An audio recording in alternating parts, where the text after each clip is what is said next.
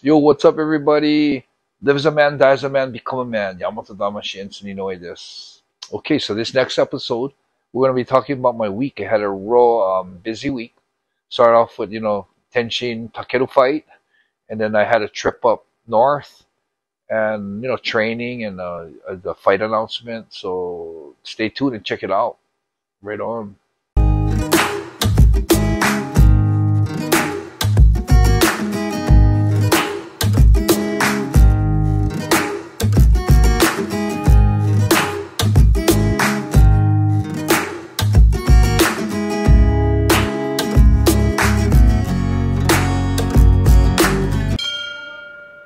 What's up, everybody, and welcome back to the Yamatodamashii podcast. Enson, we've taken a week off, but that's because you had such a busy week. How you doing, man? You all right?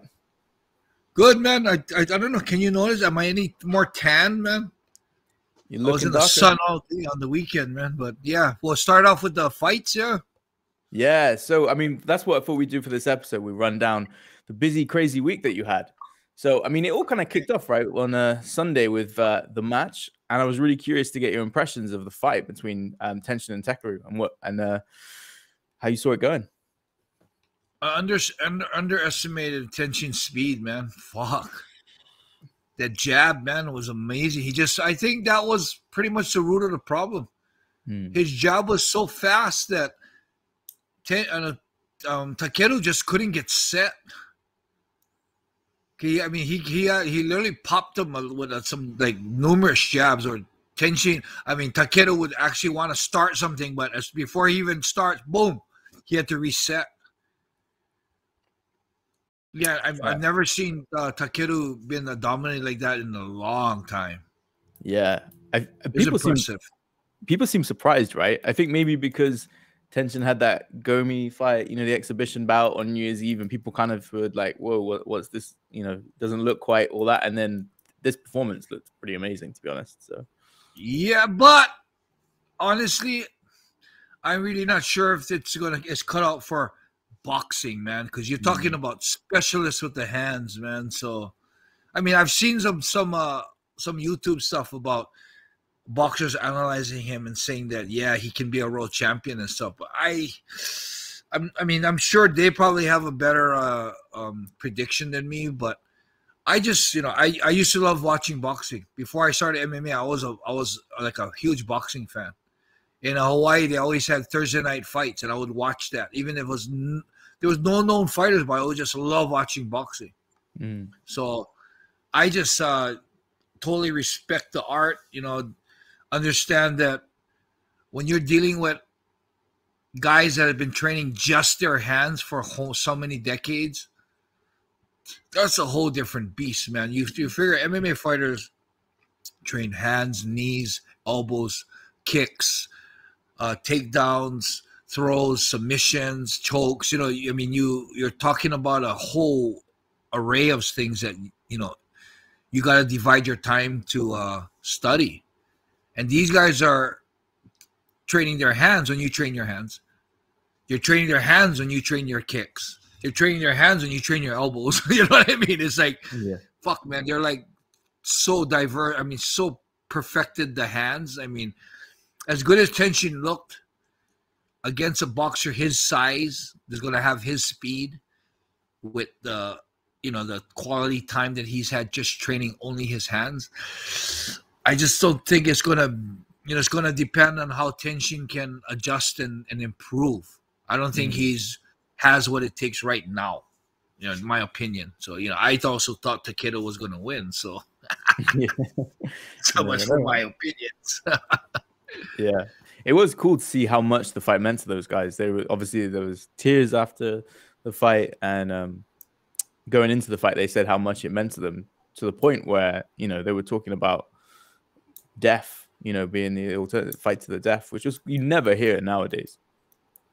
Takeru uses that a lot, so he's for me. That's probably the reason why I really was hoping he won, because he's one of the few fighters. I think Mikuru also said something about rather die than lose or give up. So he's one of the few. They're one of the few guys in the sport today that is still like the warrior style, and You got to appreciate that. Definitely.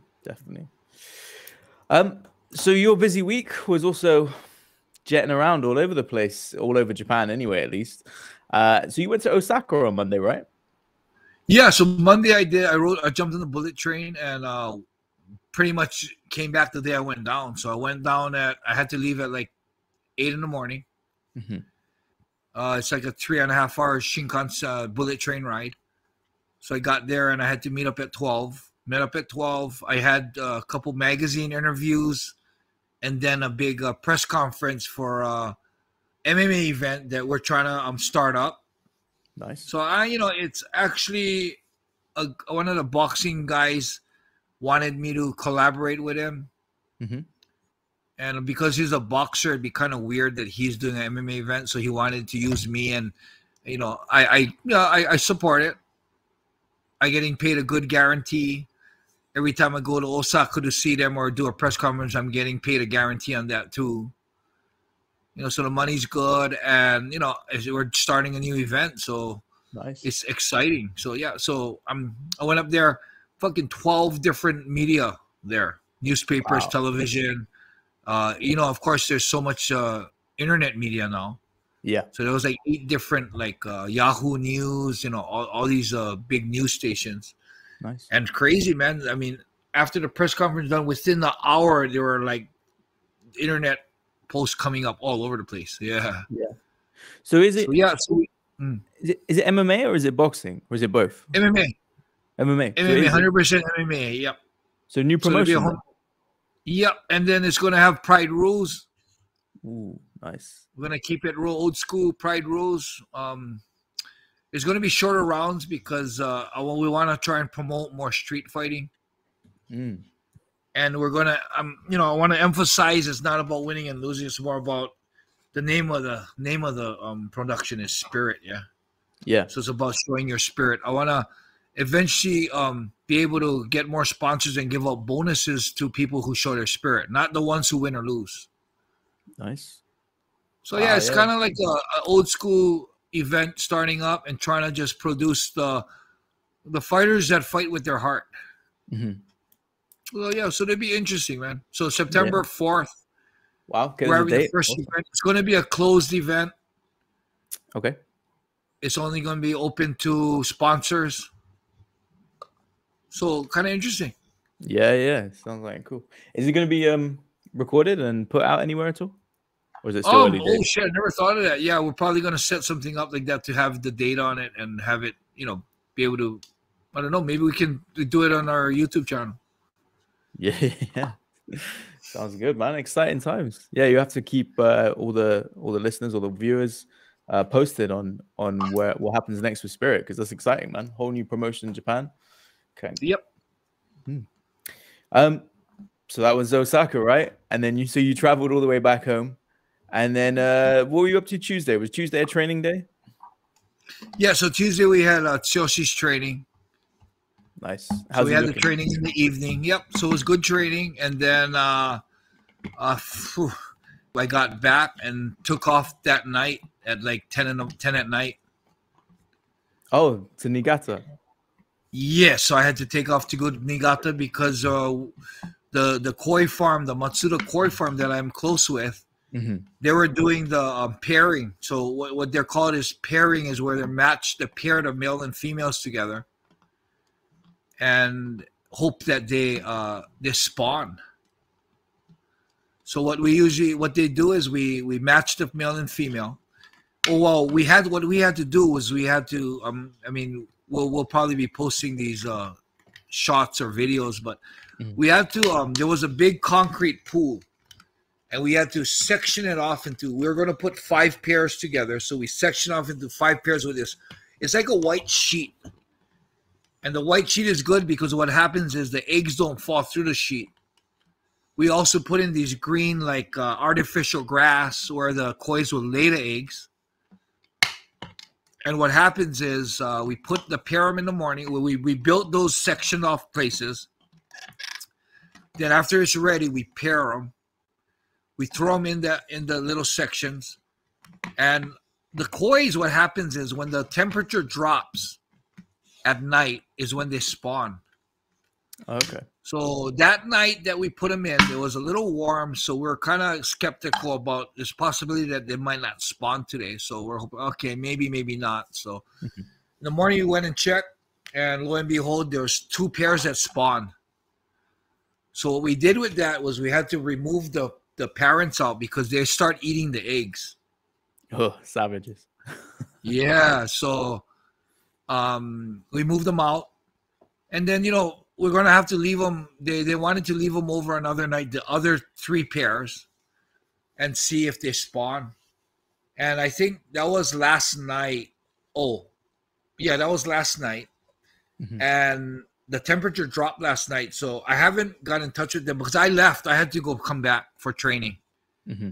So it was fun because my car, there's no back seats. I have it laid out as the bed sheet. I have a little bed in the back, so it's a full-on bed. So I just usually park at like a convenience store, and I do like I either go to a massage, get a Thai massage, and take a shower at this massage place, or I call it a Power Ranger shower where we have the body wipe sheets, and I just totally like wipe my body with the body wipes. Yeah. Oh, yeah, so it's like a little camping adventure for me. And then the real interesting thing is one of the breeders told me that he's gonna go check out. So after the eggs hatch, they throw them all into the rice fields, and you're talking about 80,000 per spawning. Whoa. 80,000 baby koi. So they put some in the they move them to the rice fields. So the guy told me that in a couple hours they're gonna go check out the rice fields to see how the babies are doing. So he asked me if I wanted to go, and I said, "Shit, yeah, I'd like to go." So before we went, I had a couple hours, so I just decided to drive around the area look for more koi farms to visit and stuff, because there's like I think like 20 or 30 in that whole clustered area of different koi farms. So I'm driving around and seeing all different koi farms I'm passing by, and some of them aren't open, so I just drive by, and I see this little sign says Alpaca Farm. I'm like, no, alpacas? So I follow the sign down the gorge into the valley, and fuck, I ran into this sign that had, this is Alpaca Farm, and it's kind of cool because that Alpaca Farm has a donation box, because they don't charge for tours or anything. You can come in, you buy little handfuls of food, which is only like $1 per handful, and you can feed the alpaca, and they just ask for donations to keep it going. And I donated 1,000 yen, and I freaking went there, and if you watch the videos, it was one that I kind of touched, and that fucking got pissed off at me. Yeah, so he was bending over, so I figured, I wonder if I want to feel what they feel like. So I reached over and I touched the neck, and he was okay with it. So I kind of touched his neck, and then when his head came up, I kind of wanted to pet him on the head. And when I did that, he kind of made this noise. I was like, "Whoa, fuck!" So kind of scared me. And then as I walked around the place, I noticed in the back barn there was like a whole shitload of them, all in the barn. And I was like, "Whoa, there's like a shitload of alpacas." And as I walked around more, I found this place that you could buy food to feed them. So it's funny because if you watch the video, I went and got a handful of food, and I'm over there. There's nobody around, nobody to give me hints on what to do and what not to do. So these fuckers are huge too. So I'm looking at them, and they look like little baby camels, yeah. So I'm looking at them and say, okay, they all start coming around because I guess they know I bought food. And they're all coming to me. I'm like, holy shit. So I'm there. I think you can hear me like, fuck. Well, I don't know how to. I'm scared. I don't want them to bite me and shit. So I'm trying to get them, and they're all started getting real aggressive, kind of reaching out to eat. I'm like, oh fuck, they're gonna bite my ass. And I'm saying, oh, you know what? So I just kind of held my hand out and trying to let them eat, and they kind of licked it off, and they kind of spilled half of it and shit. And I was like, oh, that was kind of cool. They didn't really bite me or anything. So I went and picked up the food, and I started feeding them. And then I noticed their teeth are like human teeth. They're flat. They're camels. And it was kind of cool because they didn't like, they didn't chomp on you. They kind of try to bite enough just to take that pellet out of your hand. Yeah. So you could feed them like one pellet at a time, and they would like nibble at it and grab it. It was super cool, man. And there was, so I started feeding them, and then I fucking, it was so fun that I went back and got like 4 more handfuls and fed them again. And then they wanted me to meet back like at 10:30 to go to the rice fields. So I was like, okay, I got plenty of time. And then fucking next time I looked at it, it was like 10:30. And I was like 10 minutes away. It's like, oh shit, I gotta go. So I jumped in my car, drove back, met those guys. We put on there's this little suits that they have that the boots go all the way to your chest. So you can walk through water without getting wet. Oh, cool. So they gave me one of those. I put them on. We went up there, and then it was funny because we went there to just look at the fish, and then they were like, oh, we got your equipment. You put them on. Okay, he said, we're thinking of culling. You know what culling is? No, what's that? So when they cull the koi, they get rid of the ones that they think are ugly. Oh, wow. So they came in, and there was a rice field that had 80,000 of them in there, and the type that was in there is called kohaku. If you Google kohaku is orange. It's the real generic orange and white ones. Oh, right. Okay. So there's all kohaku, and they were looking at. You could see them, man. They're like this big. They're all over the pond, man.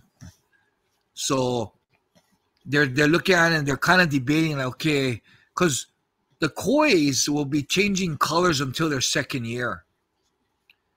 So at that size, the really good quality ones, you can kind of see markings on them already, but they're all pretty much gold looking, like almost the same color. If you look really good, you can see little blemishes in the markings that you can see, like a little bit of a different tone coming in the body. Mm-hmm. So, but because they're so small, it's like sometimes it's not developed. But still, there was a bunch of like tadpoles in there and shit. So they wanted to kind of clean it out, and they decided to cull. So when we cull is we get a huge net. I think it's about 30 feet long. And we drag one side around the pond, and we come across the pond, and you pretty much corral all the fish into one section. And it's amazing because as you get closer, you see all the little fish. Unfortunately, I couldn't get my video on this because I was in the water, so I couldn't get any videos on it. But we finally get the fish, and what they do is they corner it off into like a 6 by 3 feet area. And what they do is they scoop the fish out.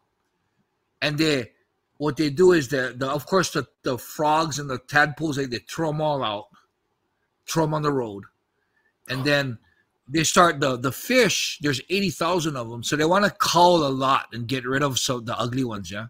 Right. So we're there, and they're like the guy tells me, okay, look for the whitish ones, and just I said okay. He said separate them. I said, what do you do with them? Just throw them on the road. I'm like, what? So like, holy shit. So I'm here like battling, being helpful and battling my personal opinion that I don't like killing living creatures. Yeah. Yeah. So yeah. I just straight up made an excuse, and I just told him, you know what? I said, I don't trust myself that I might throw out a good one. So you know what? I'll just scoop out all the tadpoles and shit, all the rubbish, the bugs and shit. So I just started doing that, scooping out. And they weren't throwing it on the road. They were throwing it in the bin with all the tadpoles and shit. So what was happening is there was no water. So the little bit of water that was actually in the buckets, the fish were starting to die from suffocation. Jesus. So the little fish that they were culling, getting rid of because they thought didn't have good markings. It's still, the guy admitted to me, it's still like a guess because they still could develop really nice markings. Right. Over there thinking, fuck, for like 5 minutes, I'm trying to figure out that right wording and the right timing to ask him if it's okay if I try and save the ones that they're going to cull. If they're going to throw it away anyway, I want to save them and bring them home and raise them. So I finally get the timing, and I tell him, you know what? I said, if you guys gonna throw them away, can I like try and see if I can bring it back home? And he goes, yeah. I said, we're gonna throw it away. We don't care. So I stop scooping tadpoles, and I go sit right by them where they're gathering this whole bin of fucking the rubbish fish and the tadpoles. And I'm sitting there with this little net about this big. Right. And I'm sitting there watching them throw out the fish. And every one that I see that I like, oh, that looks kind of nice, or the ones that fish that are really like spunky, I would scoop them out. And I had a little dog dish with me, and I would put them in the dog dish. So I put in the dog dish, scoop them, put in the dog dish. And, you know, I'm continuously doing that to a point where the dog dish that I have so much fish in there that they're starting to suffocate because they don't have air in the water.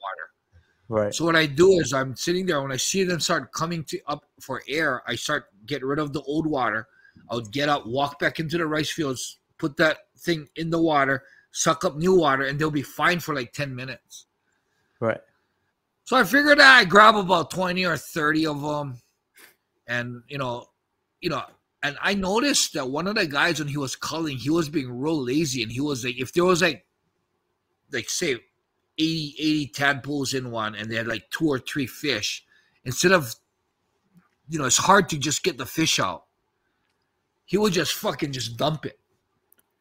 So when I'm watching the dump area, I'm looking and say, fuck, I swear there's fish that have markings on them. So I would scoop them out. And I kept doing that until it got to a point where it's like, okay, I think I got enough. And I pretty much try to get every live fish that I could get out of there. It's like almost felt like I was saving lives. Yeah, man. And I had to change the water in that little pail about 12, 13 times. Whoa. Because they kept running out of oxygen. So I decided, okay, this is enough. I went and started helping with the tadpoles again. I thought, okay, the faster I can help them get rid of this guck and, separate the fish, the faster I can get it home and get it into oxygen. So we finally finished, and fuck, man, I swear they must have threw out thousands of koi. Whoa. But they still had over 50,000 koi in the pond. So, I guess it's a game of numbers, man. They got so much, it's like not a big deal to them. But I'm such an amateur. I'm like, fuck, that's still a fucking koi, Yeah. I gotta save it or something, I even felt bad throwing the fucking tadpoles out on the road, but so we finished that, and I told the guy, he said he got a huge bag. They have a tank on the truck that they have the kois that spawn, and it's in fresh water with air running. So he helps me. He gives me the thing. He put it in a bag. He fills it with the good fresh water, and then he puts the air hose in and fills it with air, so it's real oxygenated. And he said it'll last 24 hours. Right. So before we did that, I told him, I said, you know what? I said, I think I found some really nice ones with markings on them. I said, and I don't want to take from you guys, because they weren't selling it to me. They were giving it to me. Nice. So just being honest, I told him that you can look through what I'm taking, and if you see any good ones, we can just throw them back into the rice fields, to let them grow more. Mm-hmm. And he looked at me and he goes, nah, don't worry about it. Whatever you got there, just take it home. So I'm okay. So I call Sarah and I tell her, shit, I told her I wasn't going to bring fish home. Right. So I call her and tell her, yeah, I'm probably bringing home. I'm all excited, telling they're giving me 20 babies, man, for free. Yeah. And I can raise them, and I'm kind of saving lives and shit. And she's like, okay, that's cool. So I'm like, all right, okay. So we're filling it into the bag. And the guy glances at him. He got the eye for him, man. They're tiny. He glances at him. He goes, oh, dude. He said, you got some nice fuckers in here. I looked at him. I said, you guys want to take it out? Fine. I said, he goes, nah, fuck. He said, take them. He said, in fact, you helped us so much. I'm glad you got some nice ones. That's so good. Like, okay, shoot, all right. And then, so I'm supposed to come back. I was supposed to go back yesterday to help them, to check the breeding. But the hard work was already done. The culling was done, so they weren't going to do culling. So if I did stay, it was just to check out if they had the eggs or not.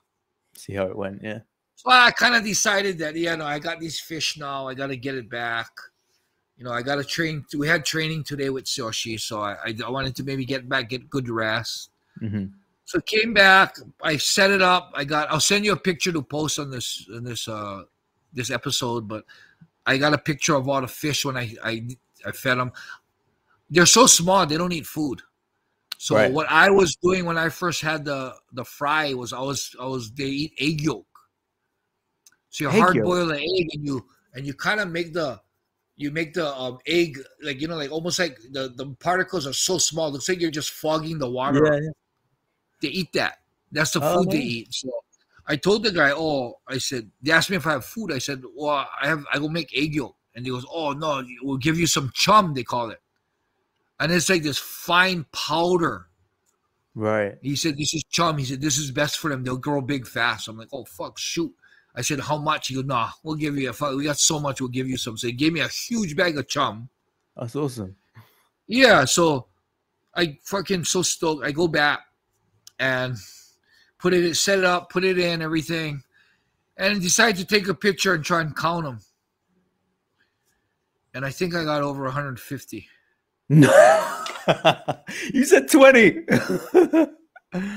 Wow. And so I looked at Sarah and she was looking in the bag and then she said, I think you got at least 50, she told me. And I was looking at the bag and I said, yeah, maybe. But I said, I don't know, hard to tell because they're moving around. They're in a little bag. So I'm like, I don't know, maybe possibly 50. Yeah, okay. And so we put them in and then I have this where I take the picture and you know how you take the picture and then you can kind of count them, yeah? Yeah. So we did this and I kind of 1, 2, 3, 4, 5, 6, 7, 8, 9. And as I'm getting halfway through it, I'm already like 80. And I'm like, shit. Holy shit. This is very deceiving. It doesn't look like that much koi, man. But I guess, I don't know. I guess it's like, so I see right now, I think I got definitely over 150 kois. And as I'm sitting there feeding them and watching, I'll send you that video too, but I'm seeing them feeding them. I can see markings on some of them, man. And the guy told me that if they have markings this young, they're going to be a nice koi. Nice. So I actually even told the guy, if it turns out a super nice one, I can give it back to you guys. And he goes, no, fuck, sell it to the president of the company. So I told him, I have a better idea. I said, how about if I trade them in for new ones? Because I'm not really into the kohaku. It's an orange and white one. It's a generic one, but I like the different styles. And I already have a kohaku in my pond. Right. So, yeah. So if it does produce a real good one, I think I'm going to go and exchange them for maybe 2 or 3 different new ones. Right. So that was fucking my week, man. So when they get bigger though, right? Have you got enough room for so right now they're in a bin right now. So in about 2 weeks, there's not gonna be enough oxygen in the bin for right now they're this big, it can provide oxygen for 150 fish. Okay. But if they get bigger, they're gonna require more oxygen. So when they get bigger, I'm moving them into my medium pond. And I can probably raise them for about 6 to 7 months until they get about this big. Okay, nice. And I got real good aeration. I got 2 filters in there. So when I had the other ones that I had about 130, they were fine this big. So, but from there, for them to get bigger, I'm going to have to, which I'm not going to do, is I'm going to have to move them into my huge pond, the 6,000 liter pond. But I think I'd rather just release them to different ponds or give them away or, because I don't know. I'm telling Sarah that I feel like I can give these away because I didn't spawn them from eggs. Yeah. But there's attachment that happens, So right now they're still freak out when I stick my finger in the pond, they fly up, they swim to the bottom. Yeah. And I spread food on the top and I wait for a little bit. Then they start coming up. But the koi's they get real close to people really fast, yeah. Yeah. I remember seeing. I can see it. In a matter of time, they're going to be eating out of my hand, and there's when the attachment starts, and so I don't know. See what happens. You know what? Like I say, we'll deal with it when it comes to. Yeah. I'm not going to fucking strain myself about it right now, but fuck, I got 150 of them, man. I thought I was grabbing like maybe 10 or 20, just bring some home, save some lives, and it's like, I just kept wanting to save more and more, and it ended up to a point where it's like, I got 150 plus right now. Wow. No, it sounds like an awesome time, man. It sounds, it's awesome, man. You probably would have spent more time there, right, if you didn't have all the training going on. Right now, training, I'd probably spend another week up there, man. Nice. So I'm actually thinking right now, I can almost gauge the timeline of it because I've raised koi before. So they spawn last night. It's going to take 3 to 7 days for the eggs to hatch. They move the eggs right away into the I want to see how they do that too. So I'm thinking maybe like after the weekend, if I can have a day or two off, I'm going to go back up there. And I'm going to see what they're, it's going to be a whole different process because the spawning's done. They're going to be moving the koi into the rice fields. And they have a dozen different rice fields full of koi, yeah. So, you never know. If I get lucky, they might want to help.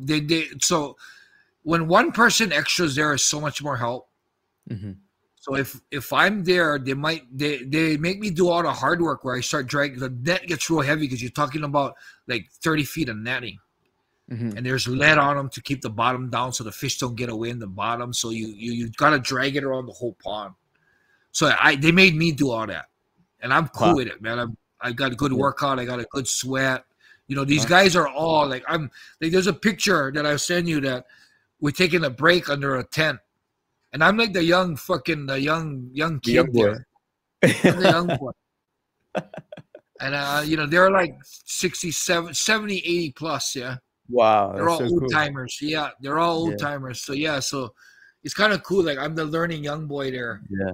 I swear, in Japan, retirement doesn't exist, right? Like, yeah. So I'm thinking that there's a chance that there's going to be another rice field with babies in that they might need to cull. So I'm hoping that if it is, it might be a different type, yeah. Because I already got 150 kohaku, and it's like if they can get the because of sun, there's all different types, yeah. So I don't know, maybe they'll do a type that's I don't have yet, and bring home another 100 or something, save another life, So we'll see, man. But I'll probably be taking another trip up there within a week. Nice. No, it sounds a lot of fun. Sounds cool, and it's cool that you get to see like how these guys turn out as well. I mean, straight up hands-on, it's straight up hands-on. Yeah. I'm learning as I'm helping them. So I'm working for free, but you know what? For me, it's priceless, man, to be allowed into that scene. Yeah. And to be hands-on with these guys, like these breeders have been doing it for years. And I'm there like mixing with them, talking to. I'm like this young kid asking questions all the time. Like, what do you do? Why are you doing this? What is that for? How long does that last? What if you don't do that? It's like I'm getting so much knowledge. It's unbelievable. I mean, it's like a cram course for free. Yeah, that's cool. Awesome. So before we wrap it up, you mentioned obviously training with Tsuyoshi. They've announced now that Tsuyoshi's opponent will be Shrek Sakine. Anything you can tell fans about training and that side of things? Yeah, so we knew about this fight about a month ago. So we've been specifying training for that. Shrek is a real good. He's a tough guy. Takes a lot of beating, keeps coming, and that's how he pretty much beat his last fight. Is he kind of pushed through all the torture until the guy got tired, and he kind of broke him when he was tired. He takes a lot of shots. He has a big overhand right cross. Yeah. That now he's actually improved to a point where he's coming off the right cross. He steps in with a left hook, and it's all heavy punches. So that's a danger. As far as overall ability, his ground, he's a black belt jiu-jitsu from Bonsai Jiu-Jitsu. Yeah. Which is the jiu-jitsu team that's with the Souza brothers. Yeah, and Kleber as well. They're straight up legit, really good guys. So his ground isn't no joke. So he got good ground, but the thing with Shrek is he's really slow. He doesn't have that the athletic ability like Tsuyoshi. He's 46 or 7. He's almost close to 50. He's moving a lot slower now. Mm-hmm. So I believe that as long as Tsuyoshi doesn't, commit too much, get too excited when he tags him with good shots.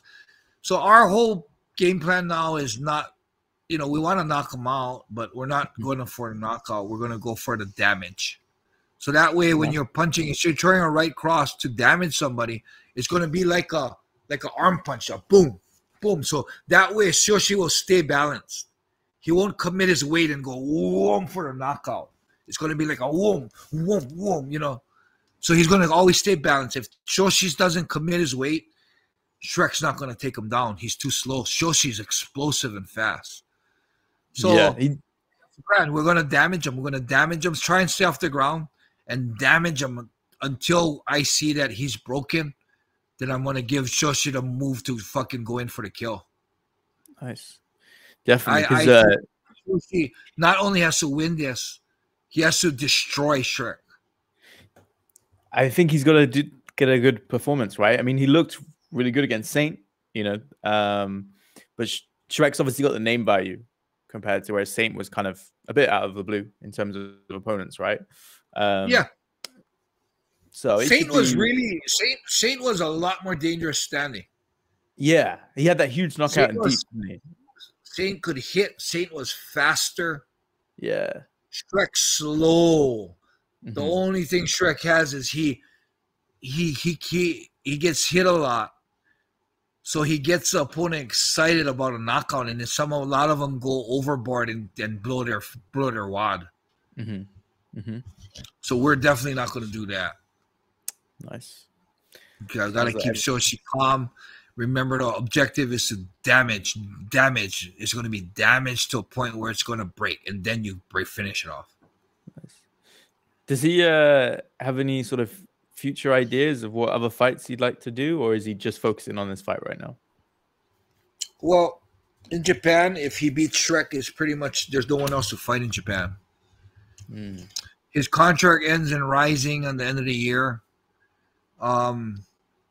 He's been training at Extreme Coutures, and Rei Sifu is one of the trainers there. And I've already talked to Ray about it. Ray's expressed interest in having Shoshi fight in the PFL. Nice. And, RIZIN, if there's like a cap on what he can do already in RIZIN because of the, he's pretty much, there's the only other fighters in the heavyweight division that he hasn't fought is his brother, which isn't going to happen. And a rematch with Shibisai, which he lost to, where Shibisai doesn't want to fight him. Mm-hmm. So, the good thing about fighting Shrek is Shrek just beat Shibisai. Mm-hmm. So if he can beat the reason why I say he has to beat Shrek up, if he just beats Shrek, there's still going to be that question, but he lost to Shibisai. Yeah. But if he beats the shit out of Shrek and Shrek beat up Shibisai, I think it'll drop people talking about, but Shibisai beat him. It's like the improvement he's made if he can show in the Shrek fight. I don't think the Shibisai fight's going to be talked about that much. Mm-hmm. So, I mean, he wants to move on to bigger and better things. Rei Sifu, we're lucky enough that Rei Sifu expressed interest in Tsuyoshi. Yeah. And Ray wanted to sign him last year if he didn't have an obligation with RIZIN. Nice. Yep. So as soon as this fight's over, I'm going to start getting into talks. It's not my job. It's Tsuyoshi's job. I'm not his management. I'm his coach. I don't know what kind of money he's going to want. I mean, it's going to be between him and Ray. So, I just hope he doesn't price himself. Mm-hmm. And we'll see. I mean, we'll see. I mean, we'll see if him and Ray can come to terms. It'd be interesting to see what RIZIN could offer as well, right? Yeah, but I think he wants to move to UFC, Bellator. He wants to start moving out abroad. I was thinking maybe they would bring in someone from Bellator or something. There's a possibility. Yeah. So the brother probably he actually has a clause in his RIZIN contract that his release will depend. He can't get released on if there's another promotion that's offering him as much money. The only time they'll allow him to get released is if the next association is offering more money, then they say it's a good reason for his release. No way. That's Yeah. kind. So you know, I don't know exactly how much he makes per fight with all the incentives and the sponsorship that RIZIN gets for him. So I don't know how much it'll be, but if PFL can make him happy and give him more than RIZIN is giving him, then he's actually allowed to get out of his contract. Wow. That's exciting. And that'll be interesting because it'll I think we'll be doing a lot more training in the States. Ray Seafood trains at Extreme. She loves Extreme Couture. I love the guys there. So, I mean, it's perfect. Sarah's also somebody that I'm thinking of trying to get into the PFL too, because they have that big weight class. Yeah. So, and Ray, I've talked to Ray about it. Of course, Ray's of course super nice. So he's like, yeah, let me, we can talk about it. Of course, he needs to see. I mean, he already watched Sarah train, and I think Sarah doesn't get overpowered in Extreme Couture. So she's her technique and she's at that level that she'll be good training for any girl. So if that's the case, she can probably she's in that level. So yeah, so that's also a possibility. Of course, me and Sarah, it's not about the money. Of course, the money's nice, but it's not about the money. It's about the journey. And the journey is fighting into bigger associations. If RIZIN gives her a fight before that, RIZIN. If PFL can offer a good opportunity to fight, we will definitely go there. The interesting thing with RIZIN is we do want to fight in RIZIN because they're offering her to fight, Gabby Garcia one day. Whoa, that's a big name. And for me, can she beat Gabby? There's routes to beat Gabby. Can she get smashed by Gabby? Gabby's good enough that might smash her too. But I believe that Sarah's has the same